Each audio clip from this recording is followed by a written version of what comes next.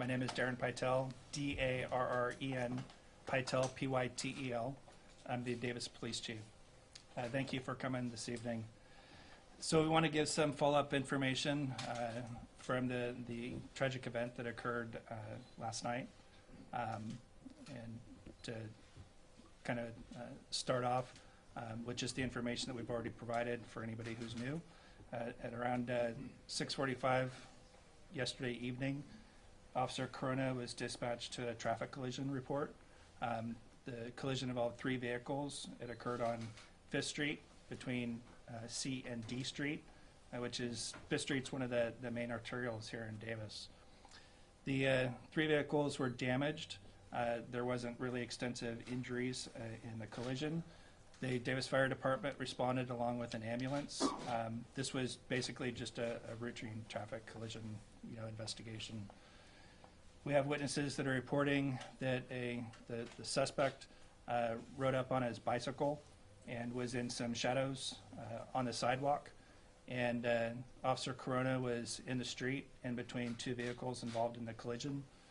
And the suspect basically just opened up fire, shot her once, and she went down to the ground, and he then ended up shooting her multiple times. At that point, he unloaded a magazine, so he expended all the rounds in a magazine, reloaded, and then started shooting in another direction. Several bullets hit a fire truck. Other bullets went across the street. At least one house was struck. We have a report that a bus that was going by was also struck with a bullet. And we have information that came in today that a person who was wearing a backpack, the backpack was struck with a bullet.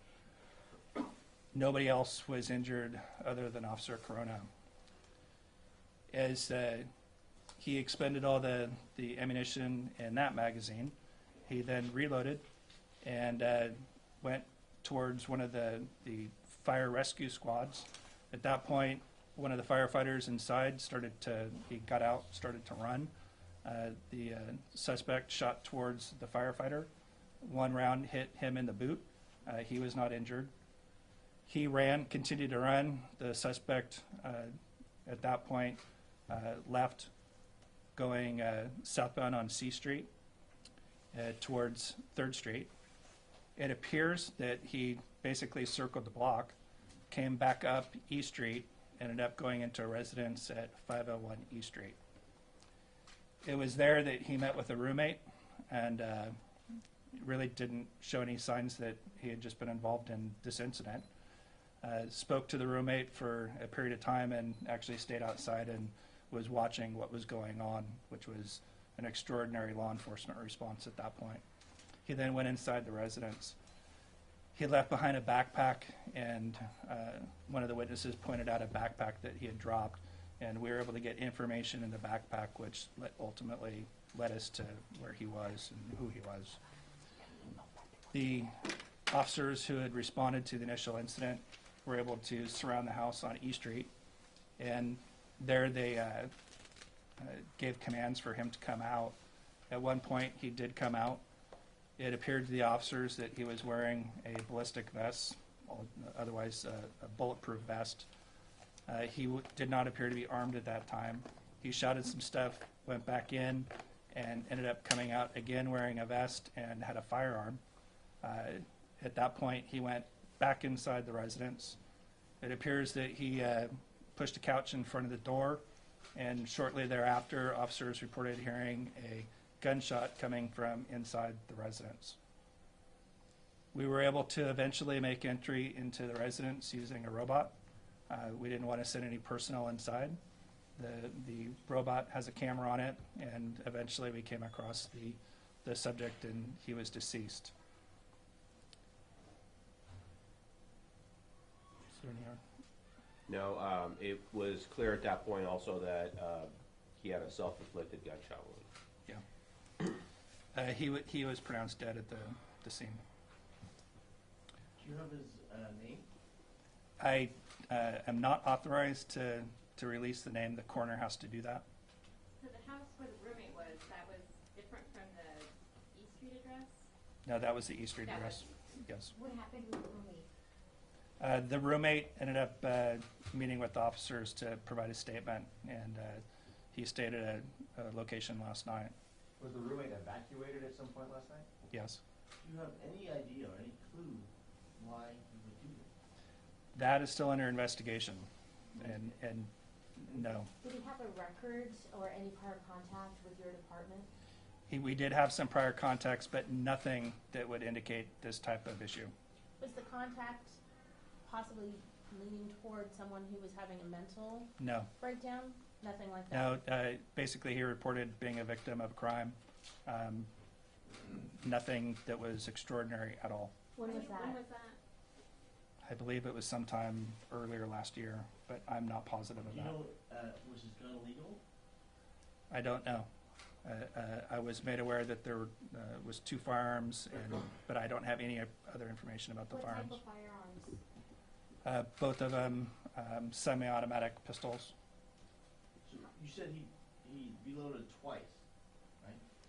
At least twice, yes. So that would be, what was the capacity of the magazine? I don't know. It depends on the pistol and the caliber. How many times was Corona hit then? I'm sorry, 2 questions. How many people lived in the house on the street? I don't know. How many times was Corona hit? I don't know that either.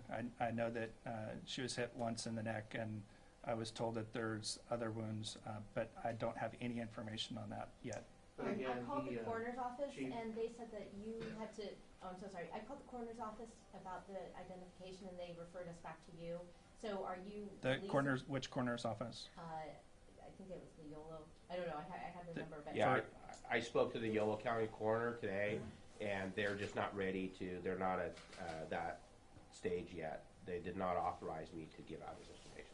So Can you will it say be how coming old through he you is? or will it be coming through them? It might be either or. Usually when they reach the stage that they are ready to give up his name, we coordinate. They may put it on us to give out the name, or they may do it themselves. We kind of decide at that point, but we're not at that point yet, so we're not authorized to give that out. Have you said how old he was and his history in the community, how long he lived here, any of that? I don't have any information about how long he's lived here. Had How about he- his had he ever age? had, I'm not allowed to release any information regarding his identity. is there information that he at any point had come across Officer Corona before? I have no information regarding that at all. Chief, this must have been an incredibly tense situation. The place is surrounded by officers and SWAT team. I saw the visuals on TV. Must have been incredible. And he went in and got another weapon and came out, is that right? It appears that way, yes. Can you describe at all what it was like last night? Clearly, the officers that responded said that it was extremely tense and a difficult situation. They kept trying to give him, commands to surrender, and despite that, he went back inside the residence, twice and Was there ultimately shot himself. gunfire exchange when he came out with the weapon or at any time with No, nobody? no law enforcement officers fired any weapons or used any force. What kind of information did you find in the backpack that led you to him? I actually don't know that. I was just told there was information there And that was left at the scene. near the scene. In terms of speaking with the roommate, if this gunman had a ballistic vest, had several weapons, and had come out of the home this way and walked up to a crime scene, did the roommate give any clues as to what was maybe going on with him that day, the gunman that day? I actually haven't been briefed on that yet. Chief, can you talk about the officer who died? The officers who died. Yeah, Officer Natalie Corona, age 22, single. She started here at the police department as a part-time employee back in 2016. Basically, she was a junior college student and was recruited to work here at the police department by one of our former retired assistant chiefs who was a college professor. And I had reached out to the chief and said, hey, we're looking for people who want to be cops, and we have a CSO program, community service officer, and we had just gotten authorization from the city council to hire temporary part-time employees and pay their college tuition for 2 years, and then hopefully bring them on and put them through the police academy and hire them. So Natalie was our very first person that we hired in this program. Ended up getting her education and finally got old enough to go to the police academy, and we ended up hiring her on to go to the academy. She graduated in July of 2018. We did her official swearing in August 2nd of 2018. She had just completed the field training program in December. So after officers graduate from the academy, they go through field training, working with, alongside officers and getting familiar with working out on the street. She had completed that, was out on her own for a couple of weeks until last night. More information regarding Natalie. I can tell you that this has just been absolutely devastating to the Davis Police Department. I just met with all of our members about 2 hours ago in this room.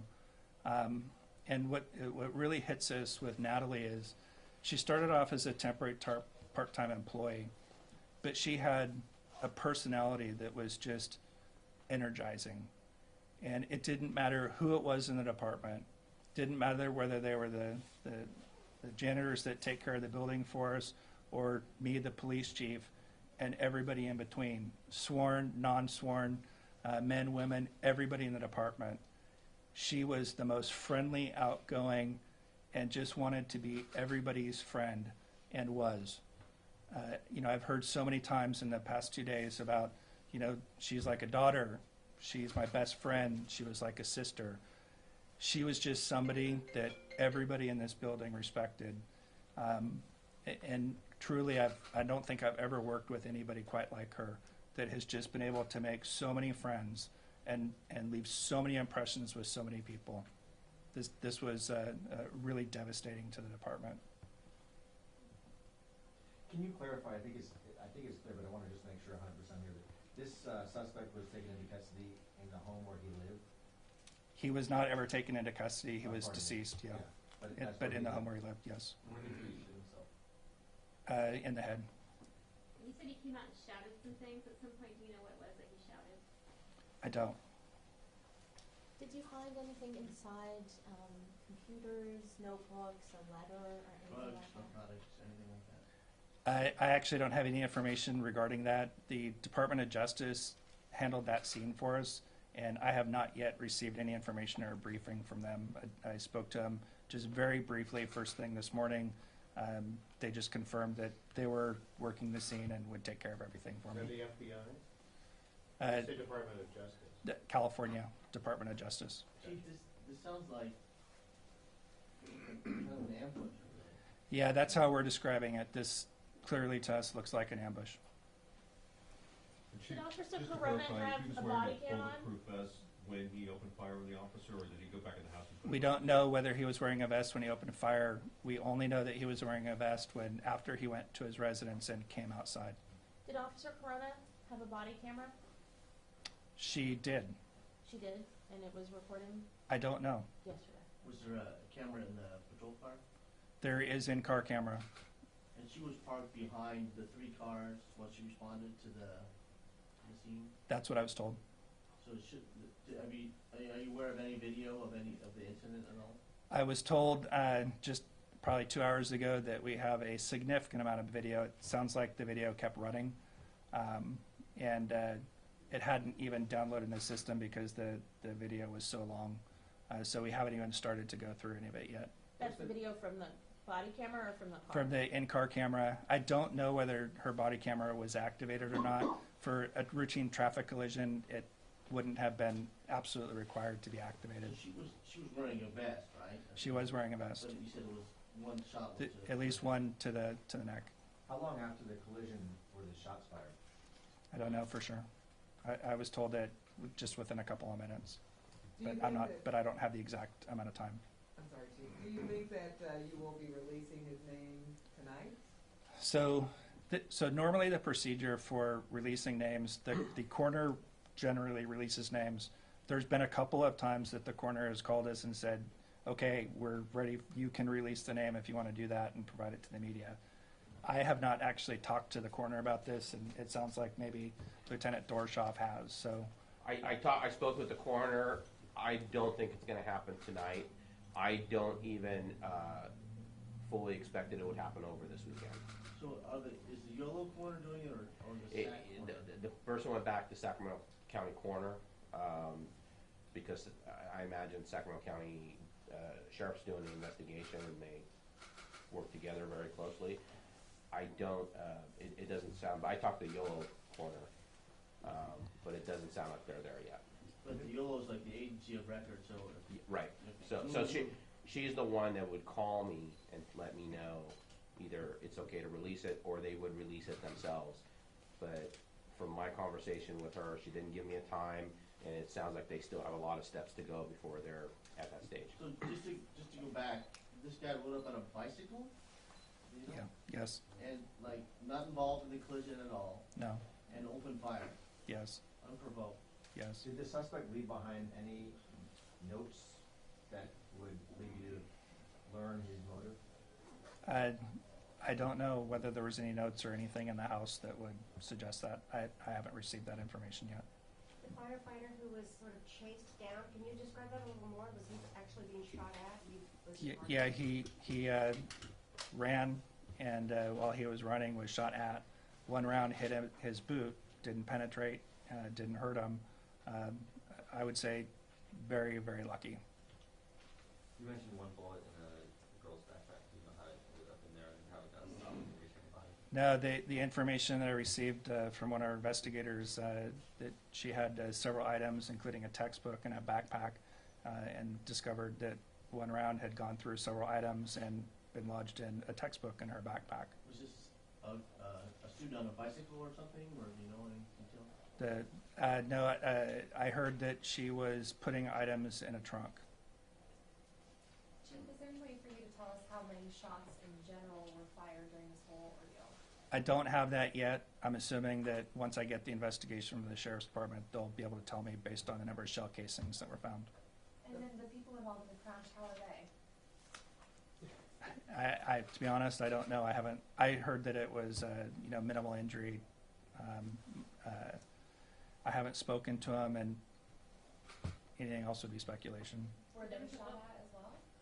It does not, I have not heard any information that they were shot at. I've seen descriptions in the media from people that have talked to him. Have you said whether he's a student, a UC Davis student? I have not said that. Do we know? I don't actually know. There was a Volkswagen involved, an Infiniti, and a third vehicle with a van. I don't remember seeing a van. I saw a van that was being towed away. Yeah, there's one with. Was there? I remember seeing the three vehicles very early this morning, and I don't remember what they How looked far like. was his apartment from the accident scene? Is it something that he could have seen or heard? Yes, he would have been literally within firing distance with ease. Do you think, you called this Yes. you called this an ambush. Do you think that he could have perhaps caused the accident? I don't have any information at all that he was involved in any way in the collision or caused it. When you said you had had prior contacts with him, you mentioned that he had reported, he had made a report to you. Was it just one, or were there multiple incidents where he had I believe that there was multiple things, but they were being a victim and calling in stuff. There was nothing listing him as a suspect or anything at all involving anything. Were any of the complaints that he made investigated or seemed legitimate at all? That none of them were remarkable to me in any way. Can you These were all describe, in the past year. I'm sorry. These were all in the past year. I looked at the information last night, and I don't remember. can you describe the process of getting the roommate out of the house where the suspect was, and whether that roommate at that point was fearful for his own life? I don't have any information on that. About what time was the roommate evacuated? It would anything I had would just be a guess based on as things were kind of unfolding, but I really don't remember. Is that the person that was seen being placed into the patrol car at one point? Could have been. The thing is that we had multiple people detained last night. We had multiple sightings of what could have been the suspect, so I don't know at what point somebody was placed in the patrol car. Could have been. Do you know how long they knew each other? I'm sorry, can Do you? you know how long they knew each other? I don't. This is a minor question. Where was the officer when she was shot? Was she near her patrol cars? No, Just getting out? no, her patrol car was actually some distance away because she had the ambulance and the fire engine between her car and the cars involved in the collision. So she was in between two of the cars that were involved in the collision. Was she engaged in talking to the accident victims at the time when, you know? Yeah, the information that I have is she was just finishing talking to somebody and possibly giving back a driver's license, and suddenly she was shot. So this was a totally routine, kind of, seemed like a minor call. Yes. And these kind of turn tragic sometimes. Do you know if she could have seen the suspect approaching, or did he come from behind her? I have information that he came from the side. Based on how dark it was, we're speculating that she never even saw him.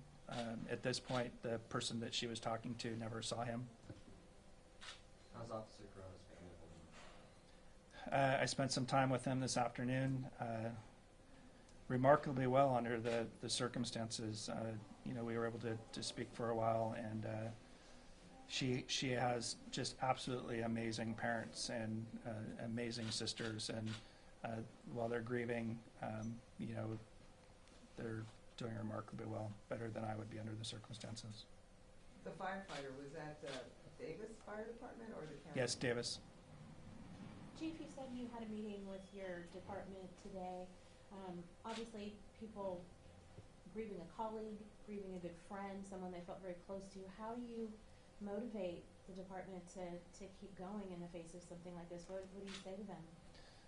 So part of it was talking to everybody about what happened and sharing the information that I've provided tonight. Many of the officers just hadn't heard everything yet. And I think that was key to starting to, for them to hear what happened and understand it to the extent that we can. We talked a lot about being there for each other.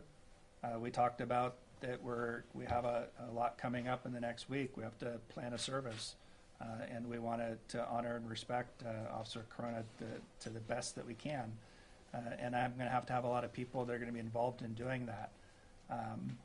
We have an honor guard that is with her and will remain with her for until the time that she's buried. And that's a very difficult detail for the officers, but something that's very important to us. They're coming together. We had our employee assistance program people, peer support, chaplains, our trauma and grief support. They were available for our staff. The community has really stepped up.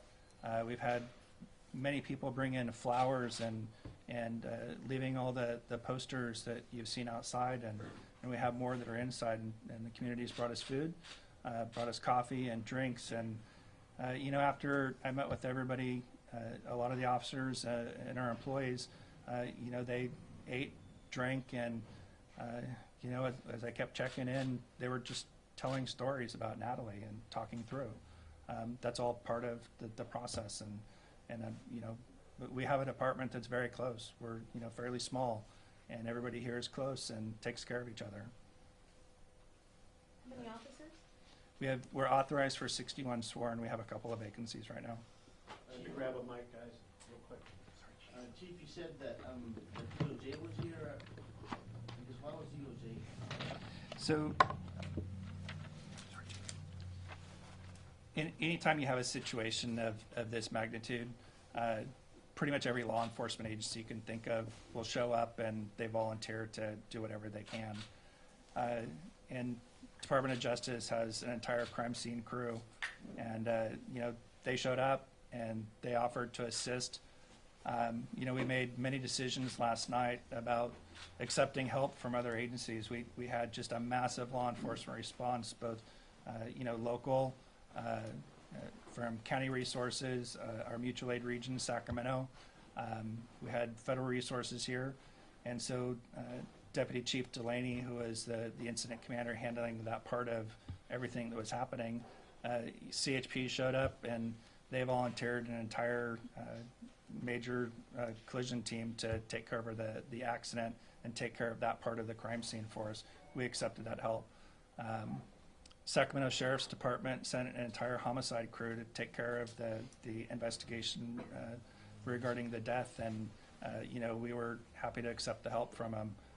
That was a good way to be able to relieve my people so that we can heal as a department and still have everything taken care of.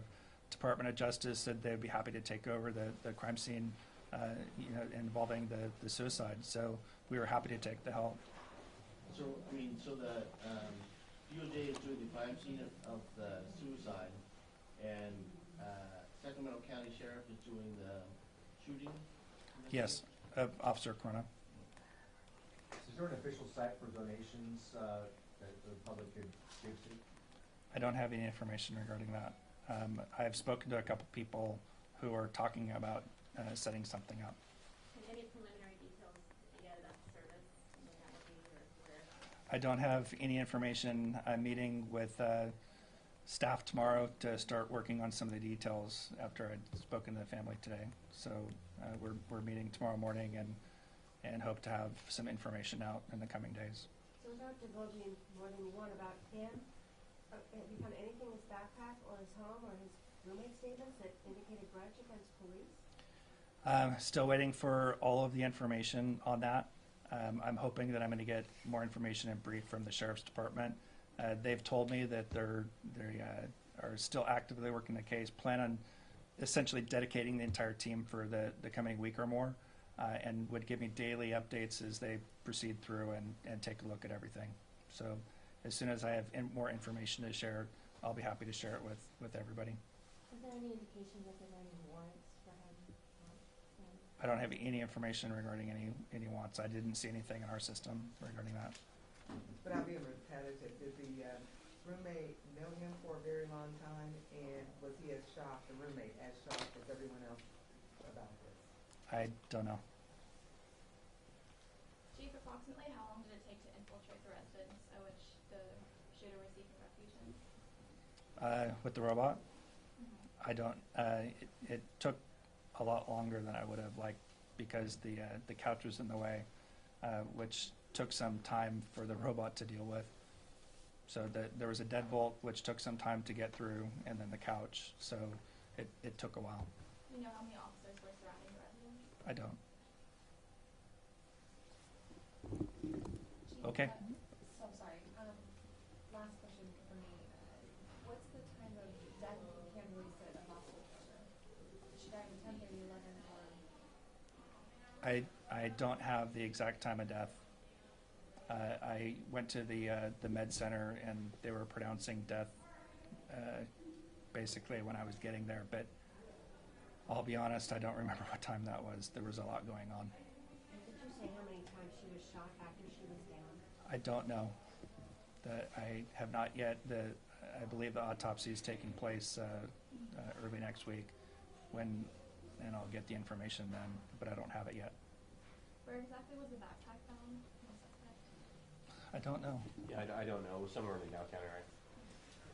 You mentioned that the suspect had been breaking a victim of a crime. I'm not sure if you already addressed this, but what was the crime? I don't remember exactly. It may have been like a stolen vehicle or something like that. I spoke with members of the Davis Community Church, which is right next door to where the crime scene was, and they said the pastor and a bunch of people came out. You know, was there a big crowd around around the accident scene when the shooting kind of started? I know there's additional witnesses, but again, the detectives are going to interview them to keep integrity in the investigation. And I mean, we only have the information that they're going to brief us on. So right now, we just don't know how many witnesses exactly what they said. Yes, sir. Yeah, I was a witness last night. I haven't slept. I spent the night in 2 fire stations. They just gave me a ride out to my motorhome and I came back. The reason I'm in here right now, I'm telling you, I'm not 5150. I know some things. There's some people that don't want me to know what I know. And the thing of it is, I came here for protection right now. I don't care if you arrest me, you can call me 5150 or anything, but I'm not going back out there. The sheriff brought me out to my motorhome and I came back in town. I'm trying to get to Sacramento and I'm scared. And the thing of it is, I'm just letting you know, I'm Gerald Holters III. I don't want no cameras or nothing, but I'm telling you, I cannot go out that door right now. All right, I need why don't you protection. hang out there, and I need- then I'll I have need somebody come in and protection. work I'm with you. not gonna say another word, I can't leave this room. Okay, you can just hang out in that chair. Is that cool? Just hang out in that chair, and Okay, we'll thank work you. with you after this. Have a I seat. don't care if you arrest me, I'm not going out that door, my bike's out at the front. I know some things that people don't want me to know, and I'm not snitching on nobody or nothing, I just gave my report last night. All right, why don't you And hang there's out? some people that don't want me to walk back out of here.